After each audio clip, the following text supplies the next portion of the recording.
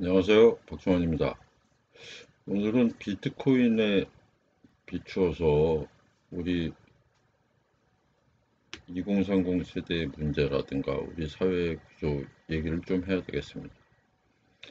코인의 위험보다 내 인생이 더 위험하다. 들어보면 코인이 위험하다는 건 알고 있는 것 같습니다. 그런데 그 위험보다 내 인생이 더 위험하다고 생각하는 것이죠. 우리 2030 세대가 뭐 1950년대 전쟁 후반에 이후에 굶어 죽을 위기에 놓인 것도 아니고 왜 인생이 위험하다고 생각할까요? 그러니까 어른들의 사고방식으로 보면 좀 이해가 안 갈 수도 있습니다. 그런데 또 한편으로는 또 이해가 가는 측면이 있어요. 일단 잠깐 기사를 살펴보시면요.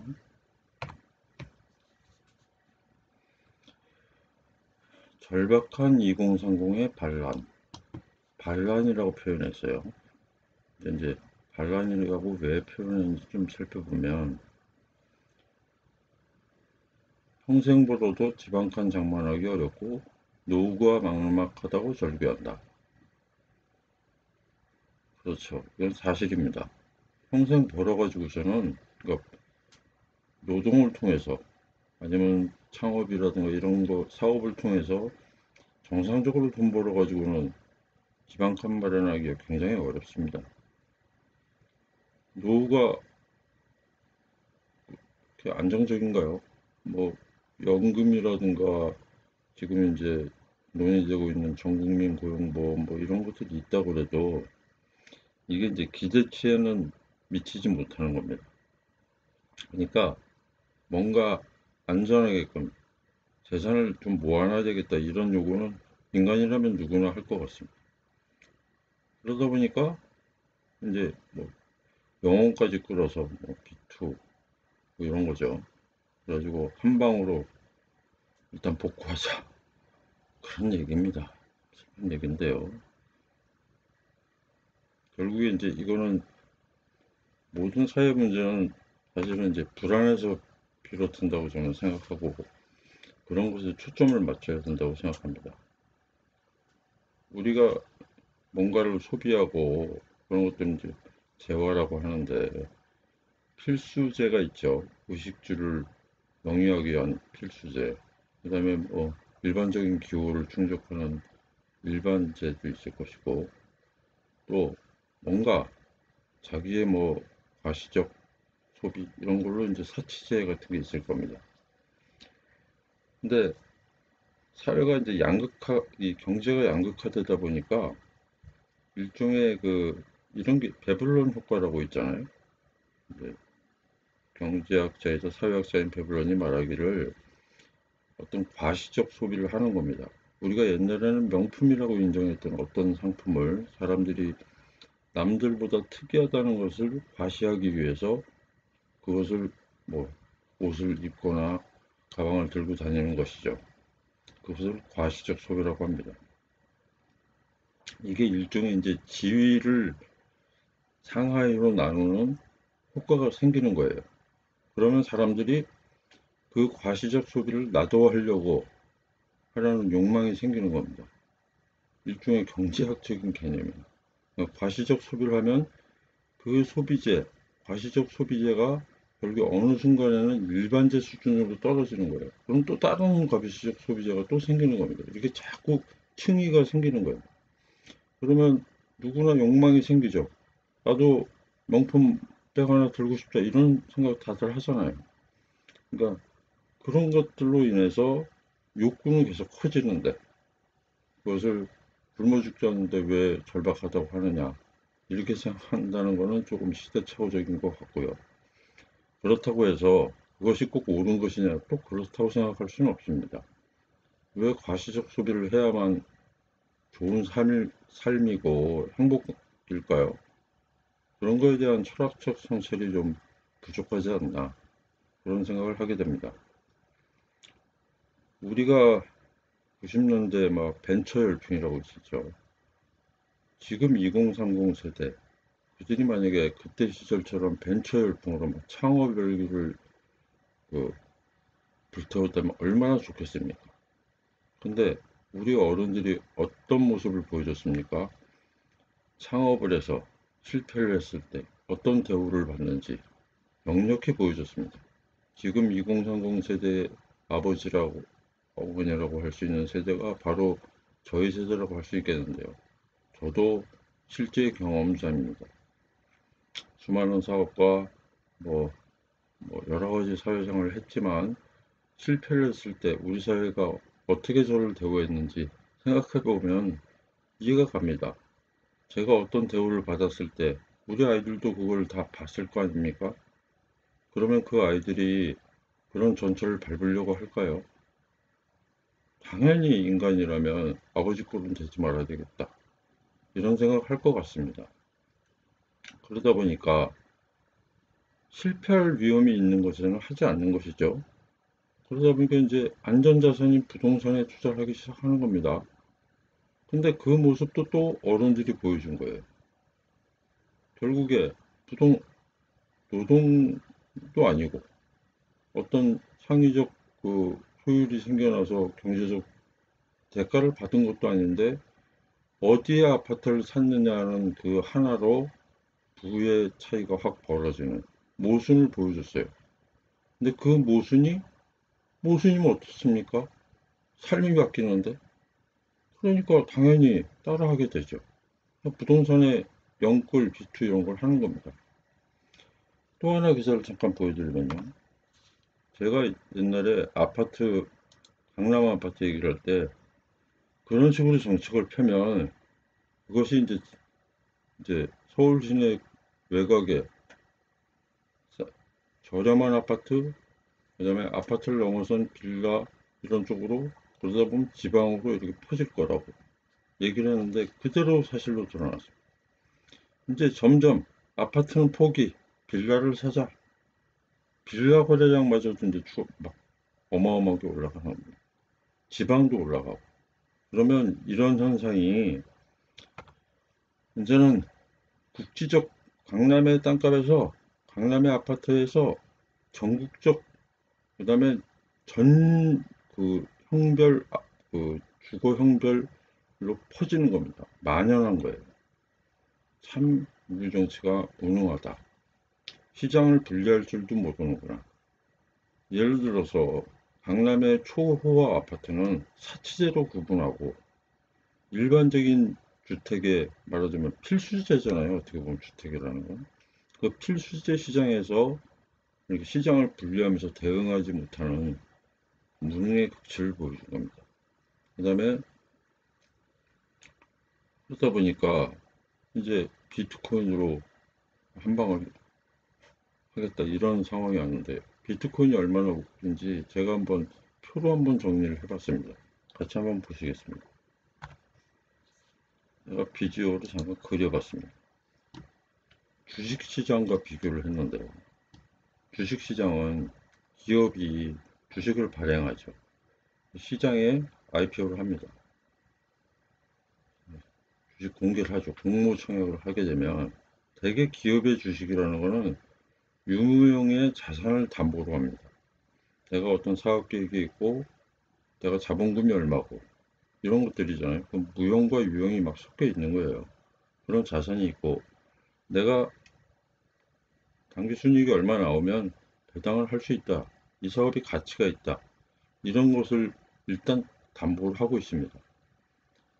그 다음에 발행을 할 때 우리는 주가가 주당 5,000원 뭐 이렇게 지정이 되어 있죠.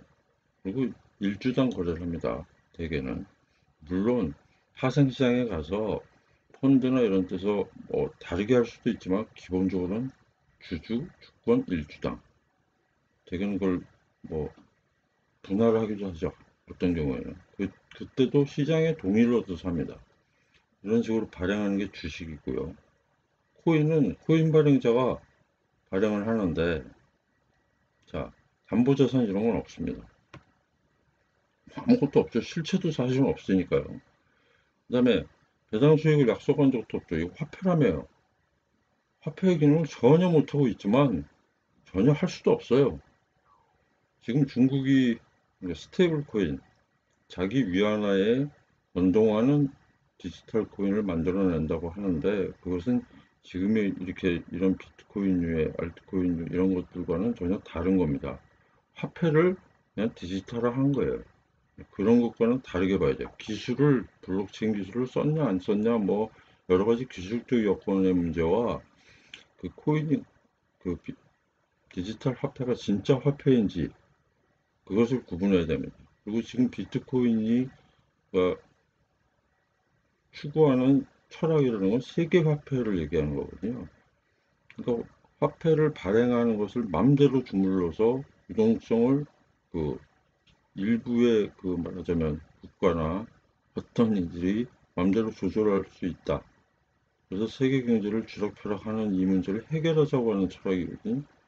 그런 문제로서 세계 화폐로서의 비트코인을 한번 실험적으로 만들어 본 것이거든요. 그것을 지금 일종의 카지노의 코인처럼 갖고 지금 이제 말하자면 일종의 투기 현상이 벌어지고 있다고 저는 봅니다. 그게 분명합니다. 보시면 알겠지만 지정 가격도 없고요.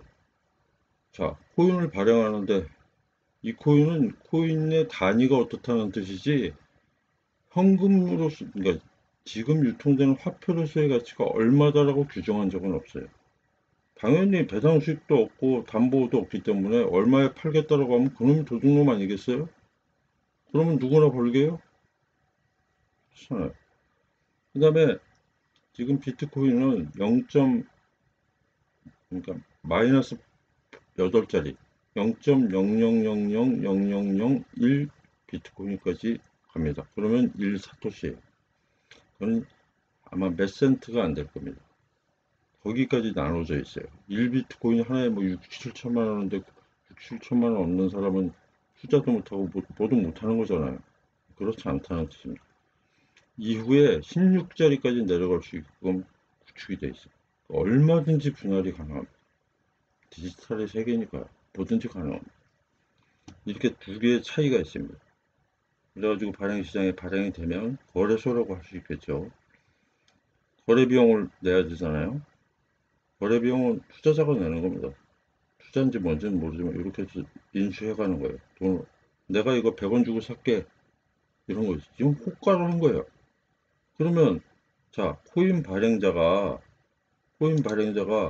투자자 A로 가장하고 100원에 사가면 B도 달려들면 이제 시장이 서서히 생겨나는 겁니다. 없던 시장을 만든 거예요. 그럼 이제 투자자 A, B가 발행한 주식을 발행한 코인을 다 샀다고 칩시다. 대개 주식시장이라는 건 발행시장과 유통시장이 있지 않습니까? 아까 얘기했듯이 주식을 공개해서 내 자본금을 확충하기 위한 것이 주식의 기본 목적이거든요. 근데 이 주식을 사간 사람이 그냥 배당 수익만 기다리고 있을 리가 있으면 말하자면 투자자 유인 효과가 작잖아요. 2차 유통시장이 있는 겁니다. 이게 지금의 이제 주식시장의 전반적인 얘기예요. 그래서 거기서 기업의 뭐 성과나 산업의 변화라든가 이런 것들에 따라서 평가가 왔다 갔다 하면서 5,000원에 상장했던 주식이 500만 원도 가고 50원도 가는 겁니다. 이렇게 가격이 형성되면서 수많은 투자자들이 참여하고 그래서 돈을 벌 수 있다라는 가능성이 보여야 거꾸로 1차 유통 발행시장도 활성화될 수 있다는 게 주식시장의 원리입니다. 똑같이 그래가지고 유통시장으로 와서 뭐 온 건 아니지만 여튼 같은 시장인데 유통시장의 성격으로 변하는 거예요. 이제 IPO가 끝나면 그럼 A가 시장에 딱 있으니까 C가 나고 200원에 살게. A가 팔면 이제부터 이거의 종가는 200원입니다. 다시 D가 나는 그거는 안 사고 뭐 있을게. 그래서 얘가 한번 5팔을 냅니다. 나는 50원에 살게. 이 사람이 현금화해야 될 필요가 있으니까 50원에 팔어. 그러면 다시 50원으로. 투자자는 무한대로 늘어날 수 있죠. 사실 기업의 이 주식은 한정적이에요. 무한정으로 늘어나기 어려워요. 주식은 발행 주식 총수가 있잖아요. 물론 코인도 발행하는 코인의 총량이 있습니다. 그렇지만 분할이 가능하고, 그래서 어떻게 보면 투자자는 한 무한정일 수도 있고 변형 거래가 많기 때문에 무한정이라고 볼 수 있죠. 그런데 결과적으로는 다 화폐가 아니기 때문에 현금화를 해야 되는 거예요. 현금화를 해야 되는 거죠. 현금화가 안 되면 뭐 무슨 의미가 있습니까? 그러니까 결국에 현금화를 해야 된다는 조건이 있기 때문에 화폐가 아닌 거예요. 그러니까 이런 이제 위치가 있는데, 만약에 이 기업이 망했다고 쳐보자고요. 오늘 부도를 맞아가지고. 그럼 어떻게 되면 유명자산이라든가 이런 것들을 팔아야 될 거 아닙니까? 전에 제가 삼성전자가 만약에 없어진다면 어떻게 되겠느냐 이런 방송을 했던 적이 있는데, 이런 경우에는 이 주식을 갖고 있는 사람에게 빚을 갚고 자산이 남은 걸 매각하거나 인도하거나 이렇게 해가지고, 회사의 진짜 주인은 주주잖아요. 주주에게 남은 재산을 청산해서 배당하겠죠. 코인은 뭘 배당할 수 있습니까? 없습니다. 아무것도 없는 거예요. 뭐 문제가 돼도, 뭐 예를 들어서 뭐 컴퓨터 하드디스크가 고장나가지고 있던 디지털 포즈가 다 날라갔다. 그래도 어떤 방식도 해결해 줄 수 있는 게 없어. 이 위험한 걸 지금 하겠다는 겁니다. 괴로운 얘기죠.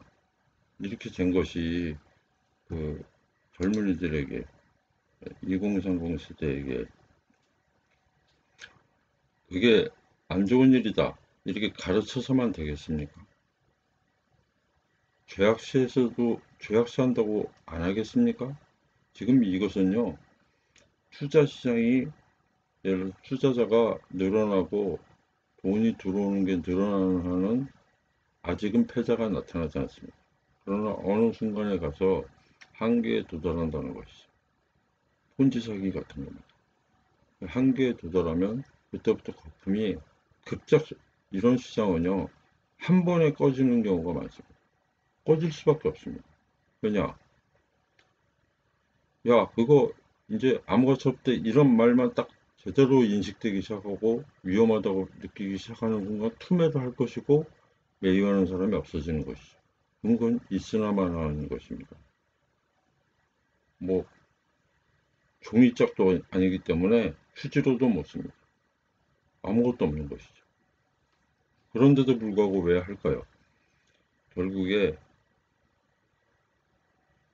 뒤늦게 들어오는 사람의 돈을 내가 좀 먹어야 되겠다는 뜻입니다. 굉장히 비양심적인 것이죠. 생각을 깊이 해보면 있을 수 없는 일이 우리 사회 현상으로 벌어지고 있는 것입니다. 이런 문제를 우리 정치가 제대로 해결하지 못하면 누가 사업을 하고 누가 노동을 하겠습니까? 왜 공정한 분배, 실패에 대한 뭔가 실패를 죄악시하지 않고 실패를 자산으로 삼아서 사회적 자산으로 알고 그들의 재기를 돕는 게 중요한지, 그런 것들을 이해하지 못하면 이런 현상은 끝도 없이 벌어질 것 같습니다. 여기 뭐 누가 이런 얘기 했네요. 질 좋은 일자리와 안정적인 소득 기반을 제공해서, 질 좋은 일자리 무한대로 만들 수 있습니까? 예를 들어서 한 어느 등급의 일자리를 만들어내면 난 저거보다 더 좋은 이걸 바라는 게 인간 아닐까요? 안정적인 소득 기반 누구에게나 줄 수 있습니까? 그런 유토피아는 오지 않습니다. 저는 이것은 그 굉장히 어려운 과제에 봉착했고, 이걸 우리가 좀 해소할 수 있는 길은 우리가 어떤 소득이 생겼을 때 가처분 소득으로서 유효하려면 나가는 돈이 적은 것도 중요한 것입니다. 들어오는 게 적으면 나가는 것이 적어야죠. 그게 말하자면 지금 논의되고 있는 뭐 기본소득 주는 쪽의 얘기를 하고 있는데, 의식주, 필수재 부분에서 적어도 걱정하지 않을 정도의 사회 보장이 굉장히 필요해진 사회가 된 겁니다. 뭐 질 좋은 일자리가 무한대 늘어난다. 저는요, 이런 것이 바로 지금 예를 들어서 4차 산업혁명이라든가 무인화, 뭐 AI 시대를 맞아서 일자리가 늘어나냐 줄어드느냐 논란이 많은데요. 기본적으로 지금의 모든 경제는 인구가 필요로 하는 필수재, 그리고 그 인구가 얼마만큼의 생활 향상을 하느냐에 따라서 늘어나는 경제적 필요거든요. 그 수요를 공급이 맞춰주는 게 경제인데, 우리가 좀 더 풍족하고 좋은 환경으로 살아갈 수 있게 되면 일자리가 더 필요해지죠. 다른 일자리가 필요해지는 겁니다. 근데 지금 수준에서 딱 정지시켜 놓고 보면 로봇이 일을 대신하는데 어떻게 일자리가 늘어납니까? 절대 늘어나지 않습니다. 그거는 거짓말이에요. 그러나 내가 이제 로봇이 이런 걸 하니까 난 좀 테니스도 좀 치고 골프도 좀 쳐야 되겠어.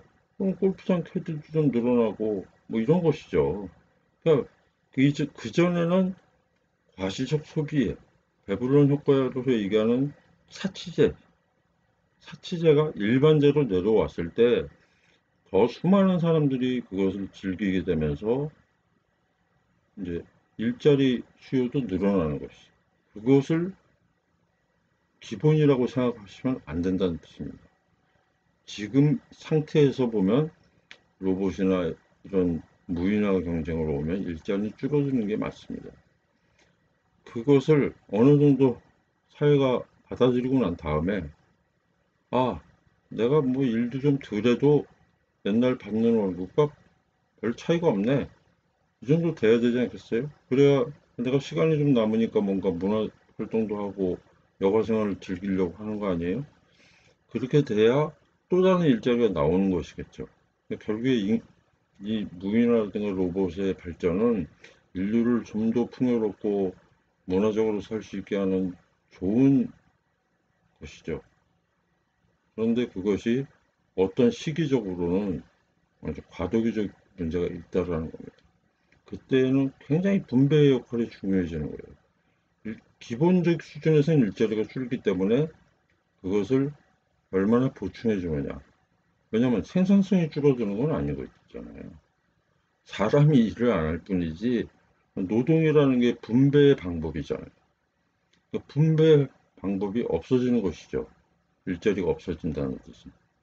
그러니까 다른 방법으로 분배를 더 유지하고 좀 더 공정해지고 이런 사회를 만들면 이제 새로운 일자리를 만들어낼 수 있는 동력이 생겨나는 것입니다. 그리고 모두가 과시적 소비를 해야 되고 그것이 지위의 고하를 보여주는 문제로 가지 않게끔 사회의 기본적 인식이 행복이 무엇인지, 그리고 좋은 인생이 과연 좋은 차 타고 명품 걸치는 게 좋은 인생인지, 이런 것에 대한 철학적 성찰이, 그런 문화적 지도자가 나와야 된다는 거죠. 그렇지 않고 오직 그냥 그 드러나는 일에 대한 임시방편의 대응에 몰입하는 이런 정치로 어떻게 지금 이 문제들을 해결할 수 있겠습니까?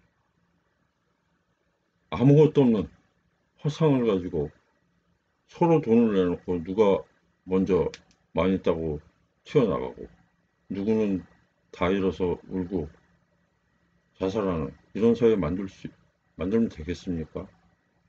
비트코인 현상에 빌어서 우리 사회가 얼마나 지금 모순된 그 상황에 놓여 있고 어떤 시기를 지금 지나고 있는지 정치인, 공무원 이런 분들뿐만 아니라 우리 시민 모두가 깊이 생각하는 기회가 됐으면 좋겠습니다. 감사합니다.